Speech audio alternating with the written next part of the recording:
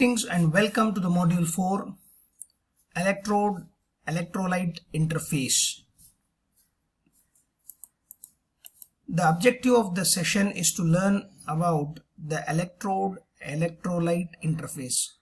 Means what really is happening at electrode and electrolyte interface. At the end of the session, the learners can able to explain the mechanism which takes place at electrode-electrolyte interface. Let us revise the contents which we have seen in our previous module. In the module 1, we have seen about the conductors and insulators and the types of conductors present. Throughout the module 2, we have seen about the electrodes, and in module 3 we have seen about the things which we will going to see in this particular semester, that is electrodics, that is at interface what really is happening in electrode-electrolyte interface, which we will going to see in this again. See, consider this particular example, Daniel cell. It is a best example to understand the concepts of electrode-electrolyte interface. See, this is a zinc electrode strip which is dipped in zinc sulfate solution. This is copper strip dipped in a copper sulfate solution, connected by a salt bridge and a battery. See, this electrode is given as a charge negative, whereas this electrode is given as a charge positive. Why it is given as negative charge? See, if you dip the zinc strip in the zinc sulfate solution, zinc undergo oxidation to give 2 electrons and zinc ions. Zinc ions will going to get dissolved in the solution, whereas electrons will stay on the surface of the electrode. Hence the electrons are negative charge. It is given as a negative. So the charge of the anode, that is zinc electrode, is negative, whereas in the case of positive electrode copper, here the copper ions reacts with 2 electrons and it gives you copper. Hence, electrons attracting towards the electrode, it has to be positive, then only electron negative charge will going to attract towards this particular electrode. Hence, it is positive. See, as we all know that it is an anode where oxidation takes place, it is a cathode where reduction takes place. In reality, what is happening if you ask? At the electrode and electrolyte interface is the basic of this particular semester content, that is electrode-electrolyte interface, that is electrodics. That is what we are going to see.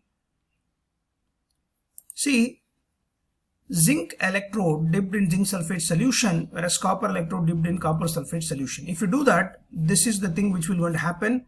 On the electrode surface, electrons will going to stay. That is why it is given as negative charged, as I have already said, and the ions will going to get dissolved. Since the electrons are staying on the surface of the electrodes, which will going to attract the positive ions present in the solution. Due to the accumulation of the valence electron on the metal, the positive ions will going to get attracted towards the electrode.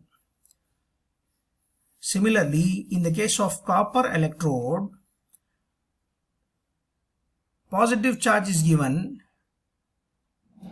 thereby the negative ions used to come closer to the electrode. This particular positive and negative charged layer which is formed very close to the electrode is called as double layer, electrical double layer. Since this was identified by Helmholtz, people have given as Helmholtz electrical double layer. This is what is happening at the electrode and electrolyte interface. This is what is happening. I repeat, when the zinc electrode dipped in zinc sulfate solution, zinc goes into the solution as Zn2 plus ions.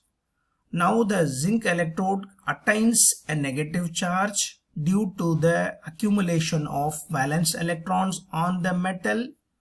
The negative charge develops on the electrode, attracts the positive ions from the solution.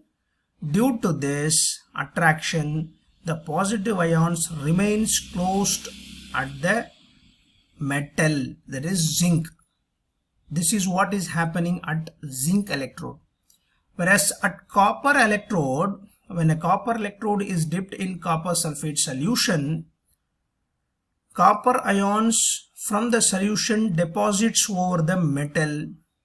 Now the copper electrode attains a positive charge due to the accumulation of Cu2 plus ions on the metal. The positive charge developed on the electrode attracts the negative ions from the solution. Due to the attraction of the negative ions, remains closer to the metal. This is what is taken place at copper electrode.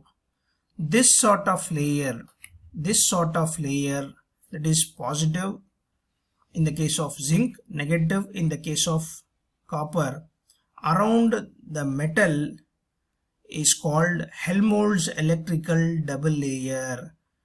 After the formation of this layer, further passing of positive ions from the electrode to the solution or from the solution to the electrode will be prevented.